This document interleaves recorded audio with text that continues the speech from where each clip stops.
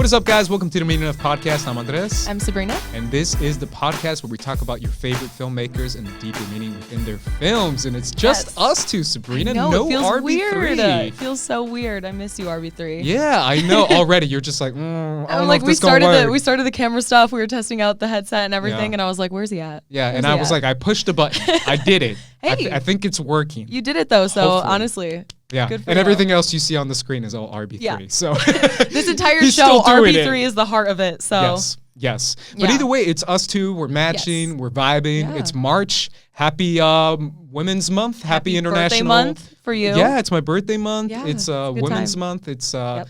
International Women's Day a few days ago. So happy I was International feeling it. Women's Thank Day, you. Sabrina. Thank you. And because of that, we wanted to do a director that kind of represents the times, especially with female directors, because I feel like now more than ever, especially after 2019, which I feel is like a landmark year for female directors. Definitely. Who better than Greta Gerwig? Yeah.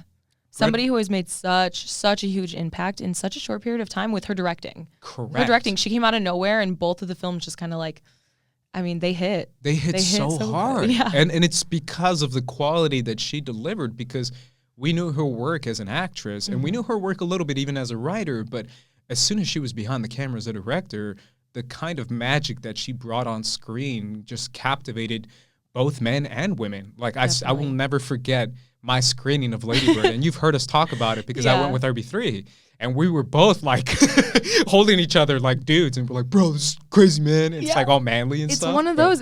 It's one of those. She has such a huge talent, and she completely shines. So early on in her career, in this aspect, in this vein, for her to be making the impact she is, it's just completely spectacular. Absolutely. Yeah, let's kind of get into it, because let's start with where the 2020 year started for Greta, which is the Oscar nominations. That's where it started, right? The snubs. The fact that many people consider her to be one of the biggest director snubs for Little Women, because it's a movie that was applauded by a lot of people, made plenty of money. Yeah. People from all backgrounds enjoyed it. It felt like the kind of movie made for the Oscars, and it happened to be directed by a woman. Yeah. And it's one of those opportunities that felt like a giant missed opportunity, especially when Joker got Best Director 100%. over Greta Gerwig. Yeah, 100%, because, I mean, it hit in all these other categories with actress, supporting actress, costume design, adapted screenplay, things like that, and it even Best Picture. And the fact that it was nominated for all those awards and then missed out on one of the most important to me, because the Little Women wouldn't have been what it was without Greta Gerwig. It is so clearly a Greta Gerwig film, and it's crazy that we say that with her only having 2 films that she's directed. But it's just, we already see her style, we see her brand, we see what she's doing, and yeah, it was I was super disappointed. Yeah. Like it was heartbreaking for me. What do you think of making, and it's not even her choice, but it feels like whether it's female directors or whether it's other female writers or film critics that are kind of putting this Greta Gerwig flag bearer as the prominent female director of our time, of our generation, where she's the one kind of leading the charge for change inside Hollywood to kind of give more prominence to female directors. Why her over other female directors that might have more experience, that might have more films? You know what I'm saying? Like, it's interesting that Greta Gerwig seems to be the flag bearer. It's like she's the one. She's our like pioneer who's waving the flag as far as our leader to get more of this. Why her? I think so far she's made 2 films that are so critically acclaimed and successful in the way they were. Like Lady Bird was obviously a smaller film, but it still was successful. And just her having that, and then having that background with Noah. Noah is somebody who people also like look up to as a great filmmaker. I mean, look at Marriage Story this year, all his other films like throughout the past years. He's made an impact on the industry. She's helped him write. She's kind of been like, I want to say like a muse like to him, and not to like downgrade what she has done also. But I think she brings something out of him that makes him a better filmmaker. And she's grown so much as a filmmaker, and she's young. I think she's like 36, and she has such a large future ahead of her. So that's why I think she's one of those to look out for. I think everything she comes out with is like, not to like speak so soon, but I really do believe she puts her heart and soul. So that's why I believe everything that she comes out with is going to be great. And that's why she's kind of leading the charge. And I know some people were talking about it on Twitter, of course, and like everything saying like, of course, it's like a white female director that's like, what about all these other ones? And yes, exactly. Like that's what she's pushing for as well. She's just somebody that people are looking at. She's kind of under a microscope right now. And since she has such a strong voice in the industry, she's using it for good. She's using it to make a change. So yeah, I'll kind of talk about it since you Yeah. brought it up Yeah. because I didn't want to bring it if Yeah. I'm being honest. But RB3 and I, before you were even on the show, Sabrina, have had a lot of conversations about, no offense, white feminism. Yeah, where it exactly. feels very much like, yeah, women, and by women I mean white, blonde Yeah. women, where it feels very much like this is a movie for white women. Yeah. And it feels like that's always something that's overlooked in Hollywood because they kind of see the gender as like, we're all the same. And it's like, that's not the case. Yeah. Believe me, I know a lot of Latina women who have been through hardships that white women would never struggle with. 100%. Or black women who have Yeah. really been through different hardships. And it feels like their voice and their style and their type of stories and messages in films kind of go overlooked in preference for the teenager from Sacramento Well, who's like an angsty teen, yeah. but she's a white girl, but she's angry and she likes punk rock. And I'm like, this isn't Yeah. black women. This No. isn't Latina girls. Don't. I feel like, but I feel like what she does with, like, because obviously this is nothing, I 100% get that, and I agree completely. All these voices need to be heard. This is something we've talked about extensively, even talking about films last year and things like that. But something about her two films that she's come out with, maybe less for Little Women, but for Lady Bird, it reached such a huge audience. As you said, look at your reaction coming out of it. True. I know you're saying, And RB3 too. And RB3. Two Exactly. men of color. Two men of color Yeah. watching that film coming out of Yeah. it, being like, this is so warm. We have all, it's a universal film. It does center around a white teenage girl in Sacramento who is like all angsty and whatever. Because I've known a lot of them. Yeah, To be fair. well, exactly. That was me growing up, and it's universal. You don't have to. We have felt everything that Lady Bird feels in that film at some point, especially through our like youth, kind of like lost, like a little empty, like angsty, not being wanting to be in the position that you're at that moment. Which for her is Sacramento. For us, it could have been wherever you were or whatever you were doing. And that's why I think that story kind of surpasses that whole like, oh, this like white girl who's whatever, and brings Greta to another level. It's a very complex conversation, and you're hitting a Definitely. lot of notes. You're right. A lot of it is universal. Well, but the thing is, I completely get it. I would never argue with somebody. I love Greta Gerwig, and I've loved her since I watched her in Frances Ha. Since I found out she co-wrote that in Mistress America and things like that, I've loved her since then. So that's why I'm always a champion for Greta Gerwig, and I support her so much. And I was able to hear her speak at a screenwriter's like roundtable discussion type of thing. And she is just so intelligent. I've seen photos of her. I saw a tweet today, actually, that was like, somebody said like Greta Gerwig just like shines behind the camera. She loves film. She loves filmmaking. She loves all of this stuff. And there's pictures of her behind the scenes of Little Women and of Lady Bird. And it is just so wholesome. So I would never want to, as much as I want to champion for everybody else, of course, always, all the voices need to be heard, that I don't want to diminish what Greta Gerwig is doing, because she is not doing anything wrong. She loves film and she loves making films, and they're really, really great so far. So yes, you're right, and I always feel like there comes a time where I love these women having this opportunity to direct and to showcase their talents, but Yeah. I always feel like there is something to be said about them having, I don't want to say responsibility, but them having the knowledge to say, wait a minute, women of color have a different background than me. Women of color have a different voice than I do. I can't just say, for example, I've listened to a lot of people say, well, women don't like this, or and I feel like every time people say women don't like this, or women don't want to see that, or women prefer this, they mean white women. And it feels like very much like, well, yeah, I can talk to a ton of my Mexican friends and Latino friends who are like, that's not true, or a ton of, like, it feels like that's kind of the default. Yeah. And it's like, wait a minute, you're speaking for all women or all females, and it's like, that's not the case. So Yeah. I always feel like, at least if she shines a light, which I feel she has. I think she not has. super strong, but Yeah. I feel like she has shined a light on all female directors. Hopefully from the future, something like that could be even like broader. You know, it does suck that she kind of has to have that responsibility. It's kind of hard to, I mean, like bear that cross. And also like for the filmmakers that have been coming out, like Lulu Wang is another early filmmaker. Look at her with one film, what she did. We're waiting for her next one. And I think she's going to be in the same conversation. Yeah. You know, she already is in that conversation. She's in the same position right now that Greta Gerwig was when she made Lady Bird, basically. Yeah. And so just coming on from there, it is hard. This is a very tough conversation. It's very complex, and I'm so sorry to bring it up. No. It's only because you brought it up. I was like, I'll bring it up. That's the thing, Because I'm afraid every time I do, I was like, oh, I don't know if I'm allowed to talk about I get this. I get it. And this is a conversation that people need to have. This is something that needs to be, because us not talking about it is not helping the issue.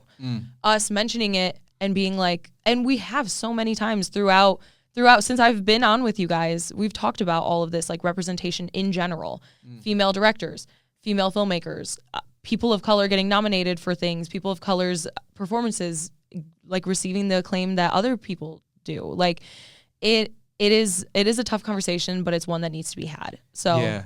And if I'm being honest, I really do feel like Greta's heart is in the right place, and I feel like she does, and she will open different opportunities for different female people, female directors, female talent in general, which, I mean, they don't just have to be directors. They could be costume designers. They could be DPs. I mean, there's so many different avenues inside of film that can feature a very smart, intelligent woman that can work behind the scenes. So I feel like Greta can and will and has provided that before. So I'm glad that if anyone is bearing this flag and is leading the charge, it's her, because I really do feel like her heart is in the right place.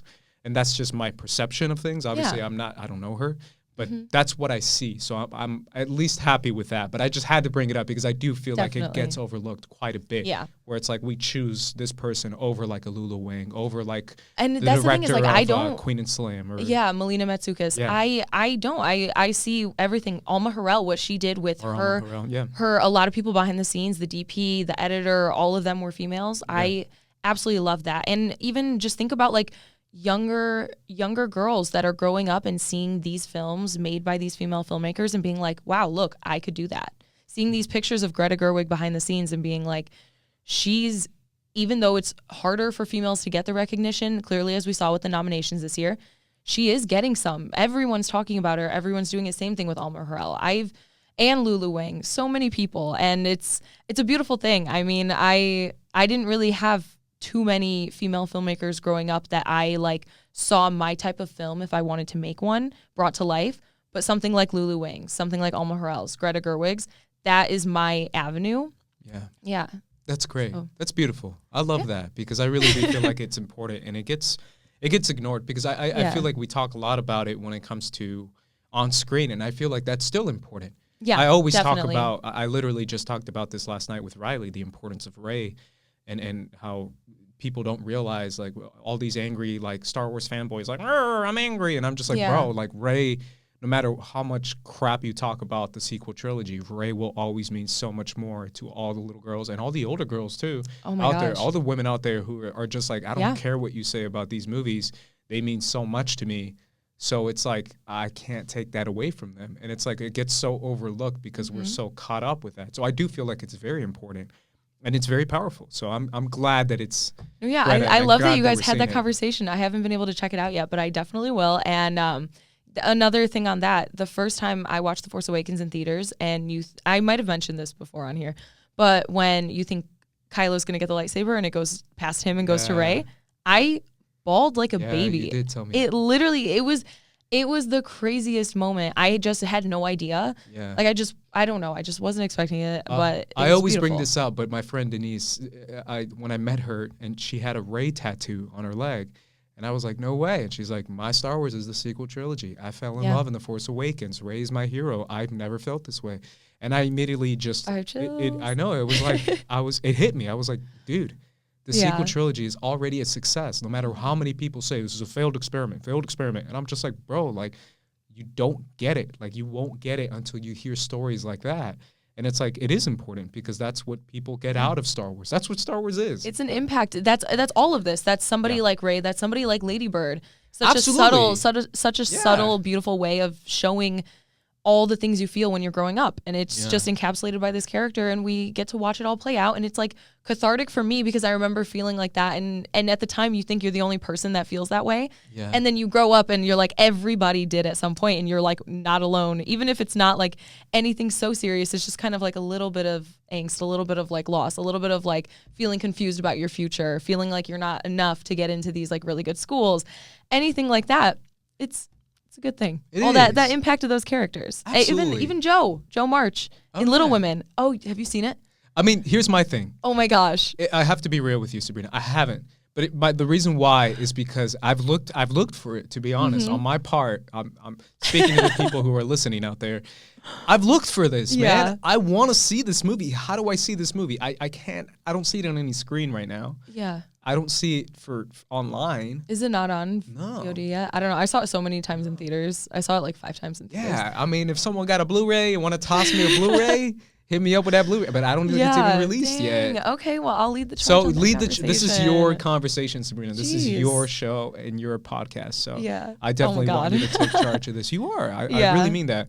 And let's start out with some of our favorite performances from her, because she is an actress, right? So obviously her performances aren't necessarily, I don't want to speak too much, but transformative, I guess is so to 100%, say. yeah. Her performances are much more quiet, much more subdued, subtle, which I feel like is still beautiful. I think her best one might be Frances Ha.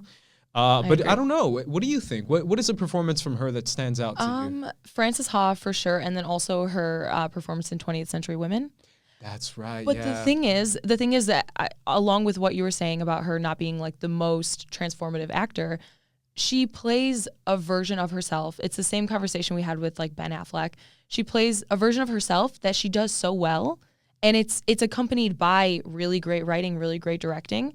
So it's like, okay, you know what I mean? It's like we feel it. She doesn't have to go full force like Meryl Streep or anything. And that's not downplaying her as an actor. She just found her avenue, and she knows where to go with it. And so those two really stick out to me. Also in Mistress America.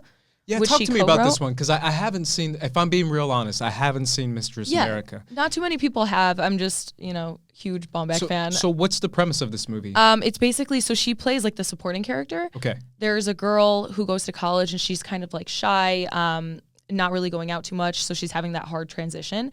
And then from what I remember, her mom's boyfriend or fiance's daughter also lives in New York where the girl's going to school, and she's the complete opposite, and it's Greta Gerwig. She's just this like lively, like artistic, funny, outgoing, but also like lives life like kind of on the edge, like a Lady Bird grown up, basically. That's what it's literally, and that's why I'm like, I feel like this was Gerwig at like 24. So that's the thing. It's one of those. It's a cute film. If you like Baumbach, I would definitely recommend it. But I like her role a lot in that one. Interesting, yeah, and it's short. It's like an hour and 25 minutes, which is wild. I'm curious where I can find this movie. Oh, it's Amazon. They have it on all the like things. I don't think there's any like for free. Is that on Amazon Prime? But No. I got it on Vudu. Okay. A few months ago, maybe like 7 months ago. So that's cool. And you're saying she plays like a grown-up Lady Bird, which is funny because apparently the character was like loosely based on her. Lady Bird is loosely. Greta Gerwig. It's Greta Gerwig. Greta Gerwig. And then this is Greta Gerwig at like 24, 25, 100%. And it seems to be another New York movie? Yeah. Is that the case? Yeah. It's interesting because I think Greta is cut from the same cloth as Noah, who is this very hardcore, almost like sports fanatic type New York vibe. We saw it in Marriage Story, but it's in pretty much all his movies, this weird like New York atmosphere surrounding Noah Baumbach's movies. But it feels that way, that Greta might feel the same way. There's always this weird, have you noticed that? Yeah, I've never been to definitely. New York, so I don't have any opinions, but like this whole New York versus LA. Because the first time I saw Marriage Story, I was like, yo, is this like a low-key New York versus LA 100%. thing? Where it's like he's letting out his emotions about New York. The thing is, people are so strong, New York versus LA. And the whole part in Marriage Story where they talk about like the space, that is a conversation that I have had with so many people, like before I moved out, because I was thinking about going to New York or going to LA. I love both. I'm happy with the decision I made, even though I love New York. But everybody's like, LA's just so big. You get to just like, because I'm from Chicago, and Chicago's more similar to New York than it is to LA. Way East closer. Coast, Yeah. It's Easter, Midwest. It's Easter. Northern Everyone says it's East Coast. It's but up there. It's Midwest. But yeah, it's one of those things where it's a similar vibe, which LA is different from New York and from Chicago. So different. But yeah, it's one of those things. But yeah, interesting. What about you? Wait, what's your favorite Gerwig performance? I was going to bring up, I have to give a shout out, and I know it's a tiny, tiny role, but it's one that I brought up to you beforehand. Yep. Her role in Jackie, she's in it for very little, but I don't know why she stands out so much. And I remember my first time watching Jackie, I was like, wait a minute, that's Greta Gerwig since when? She's been here the whole movie? Because I didn't even notice it was her. Yeah. But she plays like Jackie's like assistant and like her number one like assistant, I guess. I mean, I don't want to say anything else, but she always feels, and especially there's a tiny moment at the end of the movie where she just hugs Jackie and holds her, and it feels very genuine between her connection where it's like, yes, I work for this woman, and yes, she, you know, is dealing with a lot, and I'm trying to kind of leverage that burden, because that's the burden of assistants for anyone who doesn't know out there. Like, they have to deal with kind of whatever's coming from the top, or whoever your boss is, whoever your leader is. Yeah. So that moment when she kind of just takes in Jackie and holds her, is basically telling her like, yeah, I have you. It's okay. I'm here with you. And I can feel your pain kind of with you. Yeah. It's a really subtle, small role for Greta, but it works so well for me. And obviously a lot of it comes from the greatness of Natalie Portman. I've been on the record saying that she deserved the Oscar that year for that performance. I don't disagree with you. She was incredible. Yeah. And La La Land is like my favorite movie, probably one of my all-time favorite movies ever. Yeah. And it was Emma Stone, but I was I love you, girl. But Natalie was dropping bombs in Jackie. Yeah. She was like, I feel like Natalie tiny always kills it. Tears. She was doing like subtle lip movements. I was just like, yo, she's just straight up like sniper. I feel like she's the Adam Driver of that year. Yeah. It's where like they deserved it, but you know, something like La La Land, something like Joker with those performances, that's just I love Emma Stone and I think she's dynamic and amazing and powerful and just like, I love La La Land. You do not have to sell this to me. But Emma in La La Land, because she goes from like, you know, her head is in the clouds and she feels the downs and she feels the highs and she's singing, she's dancing, she's smiling, she's being goofy. And in that scene with Iran, Iran So Far Away, like that's a great performance, but it's a comedic performance, but it's still, it's great. It's a great performance, but I feel like Natalie Portman just brought so much more in Jackie. But that moment with Greta in that movie, just, I don't know, it spoke to me. I really did feel like, there is something to be said about a kind of female to female, a woman to woman kind of bearing the burden with each other that I will never understand. And that's cool. And I appreciated seeing that on screen because it's like a little private moment that I get to see. Yeah. And I was like, that's really nice. It's beautiful. Yeah, it was beautiful. So that's something that really stood out to me. But talk to me about Frances Ha. This is a movie that people love, and it was on Netflix forever. I think it might still be on Netflix. I think it's still on Netflix. I watch it at least like 5 times a year. Why do people love this movie, Sabrina? I guess I'm speaking for the broad audience of Frances Ha fans when I say it is the same thing that I've basically been saying about like Lady Bird and everything. It's like a coming of age story for an adult. It's when it's, you know, because we all go through those times. You think like, by 25, I'm going to be married and my life is going to be together. And then you're getting to that age and you're like, that's not realistic.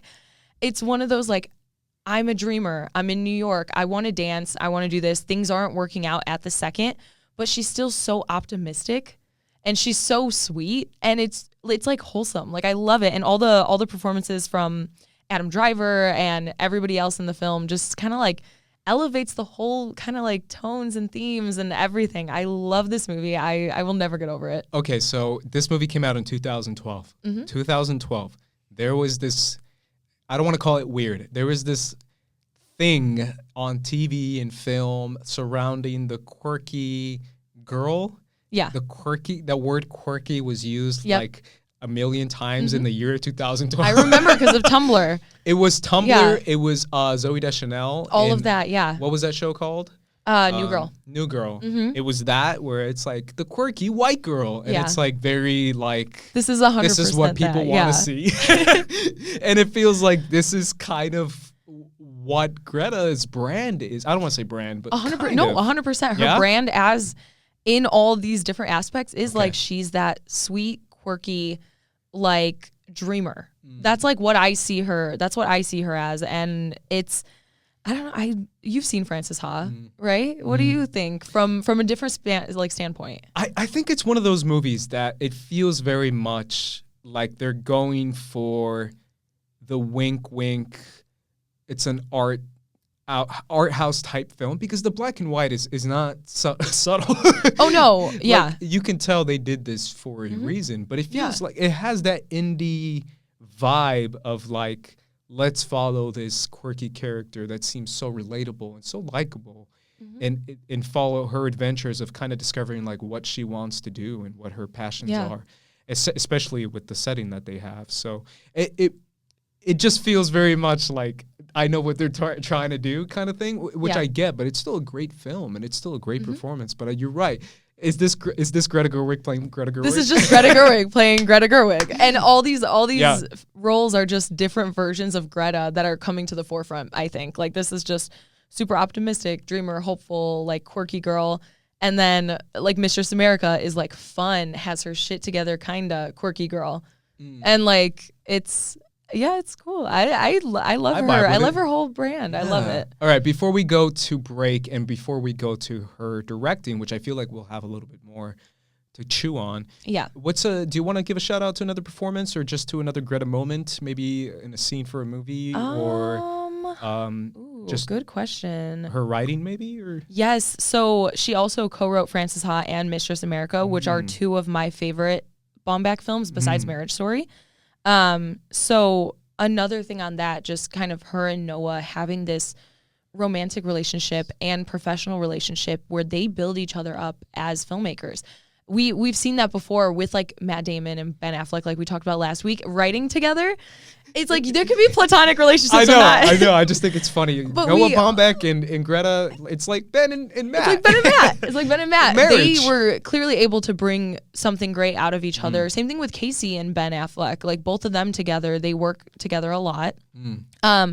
So it's one of those things. It's basically like a John and Paul situation from the Beatles. Like it's like they just get each other and they know each other. It doesn't have to be romantic in their sense. It is, but some people, sometimes two artists can just work together and elevate their own work so much. Off each other. Yeah, and I feel like something like Frances Ha. Not saying Baumbach wouldn't have done a great job with that on his own, but I think having Greta in there to give her female voice and like with the writing and things like that elevates it. Don't you want that, Sabrina? I want that. What? to have like 100%. a relationship where just like God. we build each other up, we make each other smarter. Yeah, like I'm just like, man, I want that too. Oh my God. No, that's the dream. I literally was like, nobody slide into my DMs unless you want to be like Greta Gerwig and Noah Baumbach. That is the level I'm trying to be on. But it is insane. I mean, it is a beautiful thing to have both of your films nominated for Best Picture in the same year. Like that is an insane household. And to give credit to Greta even more, it's a credit to her where we don't know how much she's contributed to Noah's greatness and to Noah's films. Like 100%. I mean, I'm sure it's been said. Have you seen The Hollywood Reporter with them too? They even talk about it where they're like, we always help each other's work. Yeah. I mean, whether we give each other credit or not, we always... Each other's voice is in each one of our scripts. How romantic is that, Sabrina? That My is God, wholesome. I'm a hopeless romantic. No, that is so wholesome. And that's exactly what I'm talking about. Frances Ha wouldn't be what it was if Noah was just behind it. I would probably like still be great. Yeah. But Greta, I can tell you just from watching it, Greta elevated that to another level, 100%. It's like a Justin Timberlake song. Jesus Christ. It's like you're my mirror.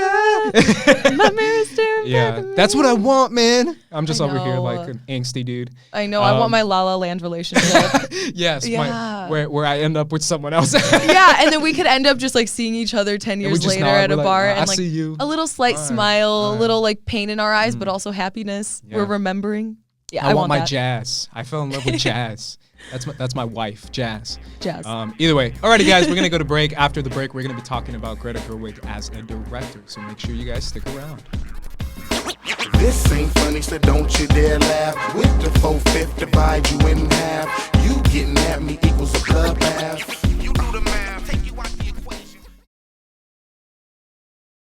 Check out Sabrina's review of The Invisible Man, available exclusively on First Cut. Enjoy. Leigh-Whannell digs deep under our skin with his beautiful writing and directing, completely immersing us into the world of our main character, again, played by Elizabeth Moss. She completely shines in this role. I think she gave one of the most haunting performances since Toni Collette in Hereditary. We feel her exhaustion, her claustrophobia, her fear. It's just completely palpable. It's one of those performances that is extremely, extremely special. I was really blown away as to how Whannell kind of created this atmosphere of tension, especially with our villain being invisible. It's interesting the way he uses the spaces in the frames and like the voids in the shots to scare us. We feel that claustrophobia. We feel like he's anywhere and everywhere, nowhere, kind of all at once. Come along, children. Now we're going to have a little music.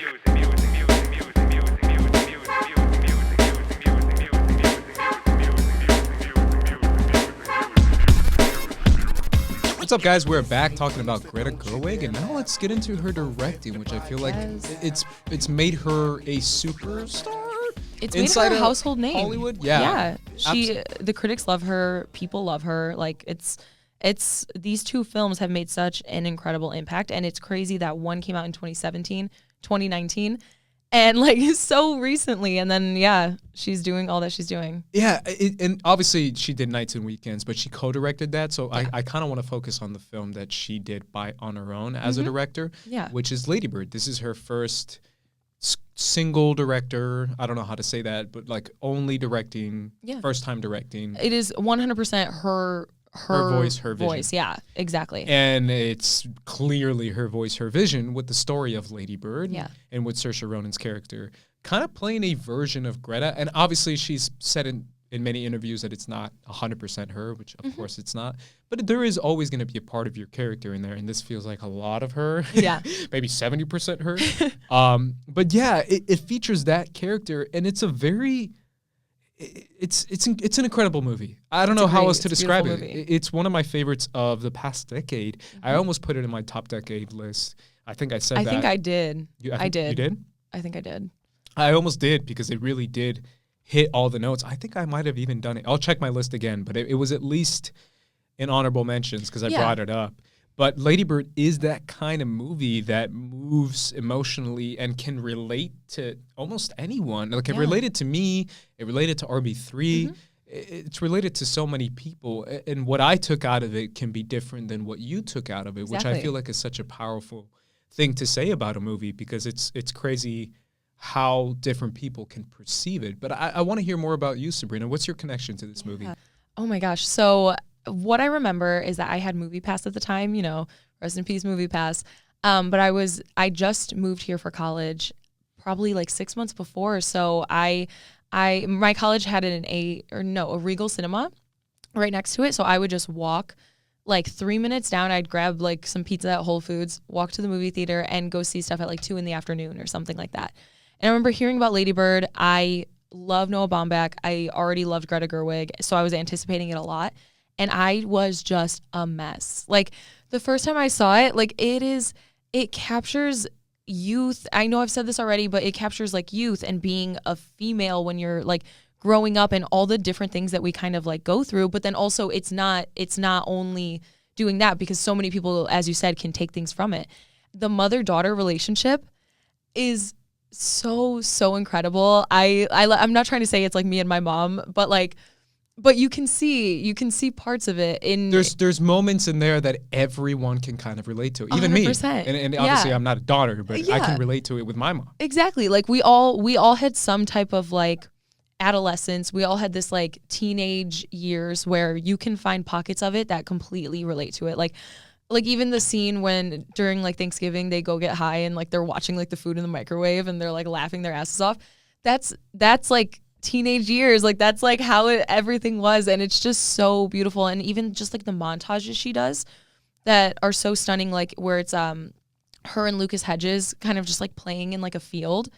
That scene is so beautiful. And then they cut to them just like laying clips down. Of that in the back? When she's and she's like they're all just laughing and she's like screaming at them from behind the camera. I love it.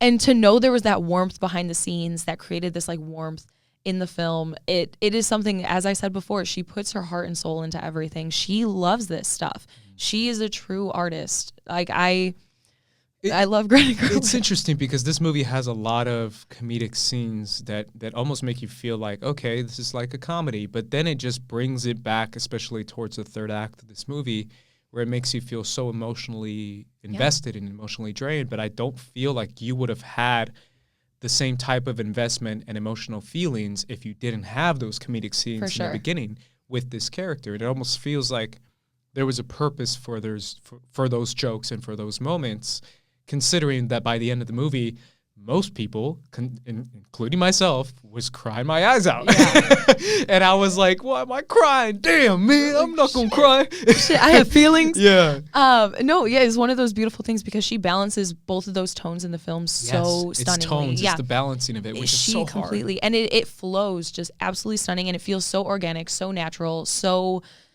just, authentic and real. And that's one of Greta Gerwig's biggest talents, I feel like. I'll get into it more with Little Women once we get there.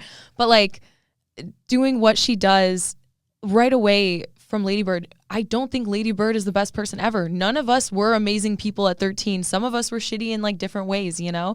She's kind of self-absorbed. She's like whatever, but we still are attached to her in this way. Like she wants so badly to be this type of person. She looks at this house. She looks at this like this lifestyle that some of the kids have that she doesn't.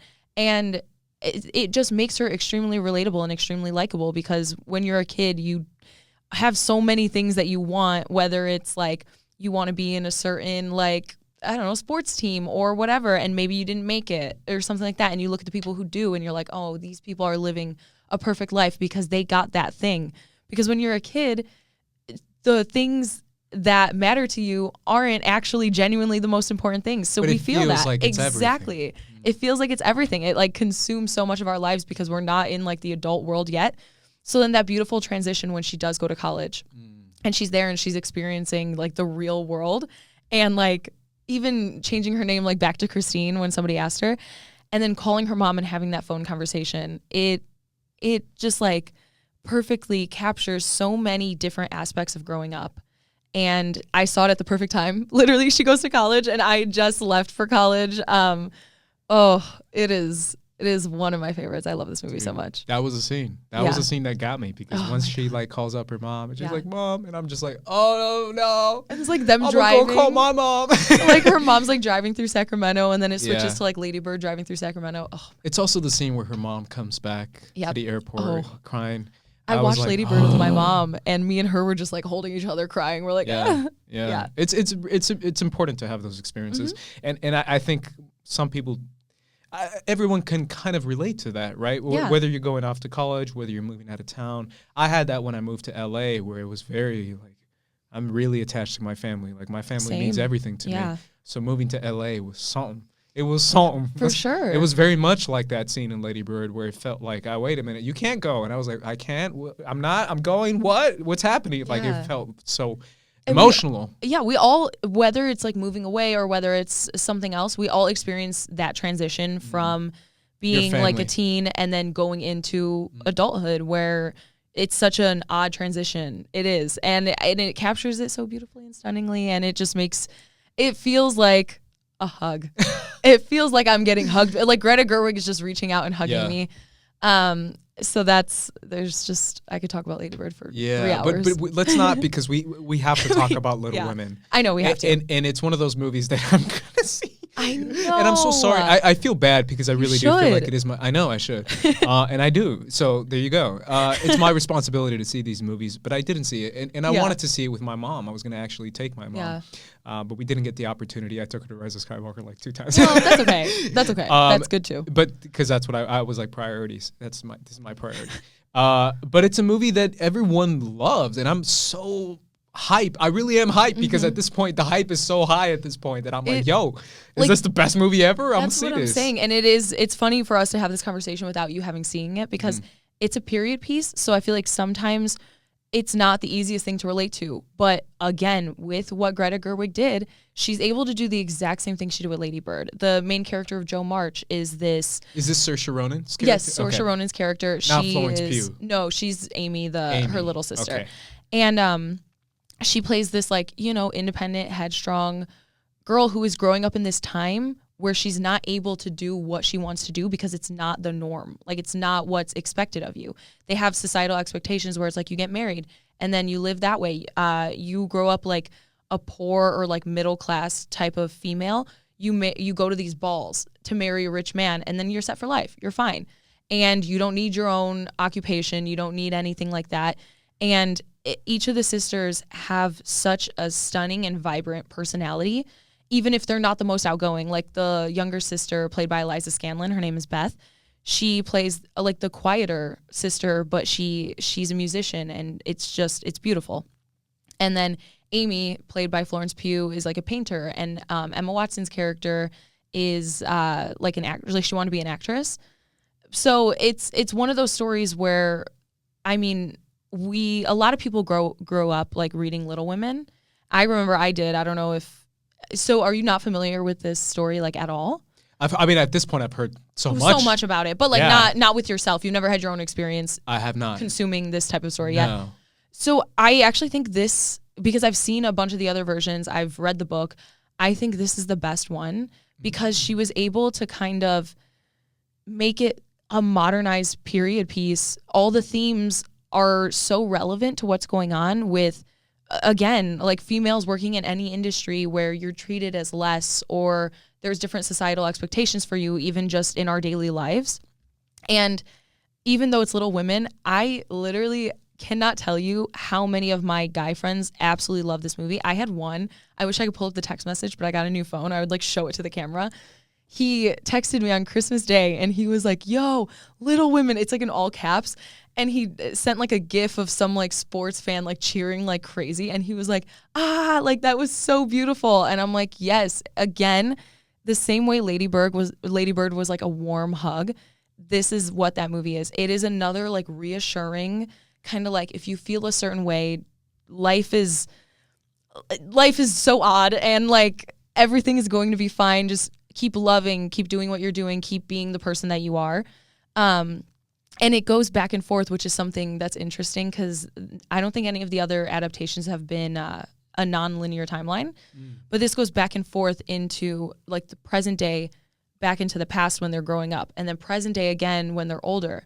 So it's the same thing where she's capturing what she did at the end of Lady Bird. We don't see the transition because it is going back and forth, but we kind of are getting bits and pieces into that transition. And it is something so special. I actually saw a featurette. I don't know, you might have seen it because it was going around on Twitter.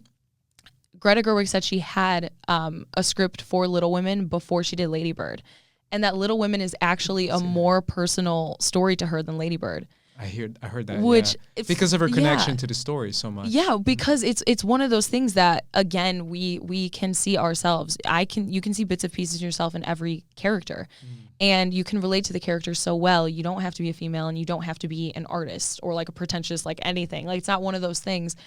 It's whatever you wanted to do. If you were ever told that you couldn't do it, you can relate to this story, and it is so, again, just so good. It is such a family movie. Like, see it. Yeah, it is one of those, like, I remember when I went back home for Christmas break, I went to go see it with my family, and like I was just like hugging them. I'm just like, I love you guys. It is very, very sweet. It's very wholesome. And the camera work was stunning. The color palette when they move timelines, and the present day is like a colder, duller kind of like color palette, and then that nostalgic past is like vibrant and golden and bright, and it's something. Yeah, great.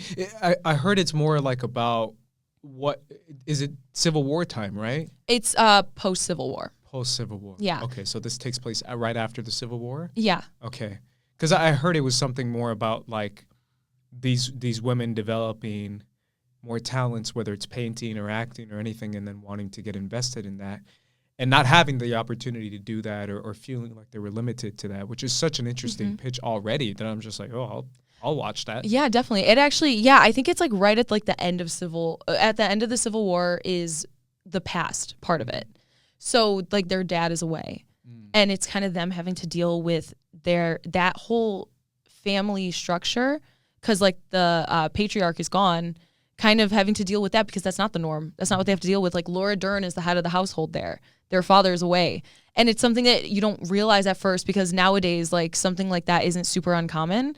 You know, there are people who have single fathers or single mothers. Yeah. And we see this story. And actually, I didn't even think about that till you brought up post-Civil War on how all the past ones, like all the flashbacks, yeah, you deal with that structure. Dang, okay. You didn't even see the movie and you're bringing stuff out of me. I'm a history buff, so this is how I get invested in movies. I'm just like, so post-Civil War, okay. Well, because I knew it was post-Civil War, but I just didn't think about the fact that their father, this is another thing that kind of like changes that whole like structure of what was normal at the time because the patriarch was gone. What time you were born has always been an important aspect of how your life turns out, which is why a lot of people cite in movies where they're like, I was born in the wrong time. And it's like, it's kind of true. You're like, oh, crap. That sucks for you. If you were in 2020, girl, maybe you'd be better off. But you're stuck in the post-Civil War era. But it's everything is kind of based on that. And when you said period pieces and people don't like period pieces, I was like, oh, okay. I love period pieces. No, I did not say people don't like period pieces. No, I know what you're saying. I think it's harder to relate to period pieces sometimes, but this is an extremely, extremely relatable story. Not just the fact this could have been set in the 80s. This could have been set in the 90s with just like changing it, obviously the background and costumes and everything just a little bit. You can still have a story like this and still have the hardships that people go through when they're trying to do something that is out of the norm at the time. Yeah. So I just think she hit the mark again. Yeah. Like it is one of those things. I am so excited for you to see it. I am going to force you to watch this damn movie. Yeah, maybe I'll see it with you. Let's find a way. Let's find a way. Oh, buy it, rent it, something. Yeah. We'll do it. All right. Yeah. Greta Gerwig, man. Greta Gerwig. She kills it. Her future is Barbie right now. Yeah. Which is interesting. Yeah. If anyone is gonna do it, I guess Greta Gerwig, because this has been a very debated movie for the past, like it's been in development for like 4 years, I believe. Yeah. So it's been like, how do we do this? I think at one point it was going to be like it was going to be Amy Schumer. At one point they were going to put like, I don't want to say the word, but plus size model or something like that. And then they were like, no, it has to be a blonde, skinny girl. And I was like, what is going on? Yeah. Like, I have no idea what's the story behind this movie, but apparently it's her and Noah kind of working on the movie together. I don't know. I know Margot Robbie was in as producer. I don't know if that's still the case, but either way, go for it, girl. I mean, if you're gonna, I trust them both enough. Yeah. You know what I mean? I trust them both enough to deliver something because I have no idea because of all the back and forth about all these different things. We don't know what the actual story is going to be yet.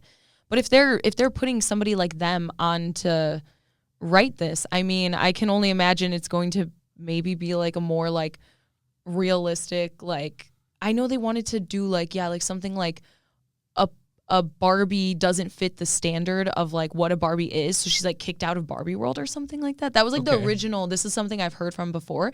Maybe they're still doing that. I don't know. I have no idea, but I trust them enough. It's fascinating because you go from Oscar nom to Barbie.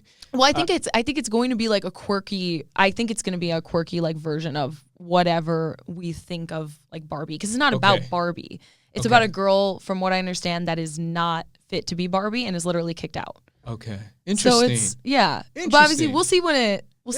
I'm down. I'll watch it. I'm gonna watch it. Well, we watch everything, whether we like it or That's not. true. I'm seeing Bloodshot tonight. There you go. Literally right now. Yeah. So there you go. Alrighty, guys. That is our conversation on Greta Gerwig. Hopefully, you guys enjoyed that. Leave a comment. Let us know what you think of her career so far. Her filmography, the impact she's kind of had just with such a short filmography. Absolutely. Let us know all that in the comments down below. Obviously, please subscribe to First Cut. That's our YouTube channel. And check out our podcast on there. Check out even more reviews on there as well, so make sure to check that out. And obviously, First Cut TMO on Instagram and Twitter. Yep. And you can follow me on Twitter and Instagram at Squadly Race. Me on Twitter and Instagram at Sabrina X Monica. There you go. And for the Meaning Of podcast, I'm Andres. I'm Sabrina. And we're peacing out. Peace out, guys.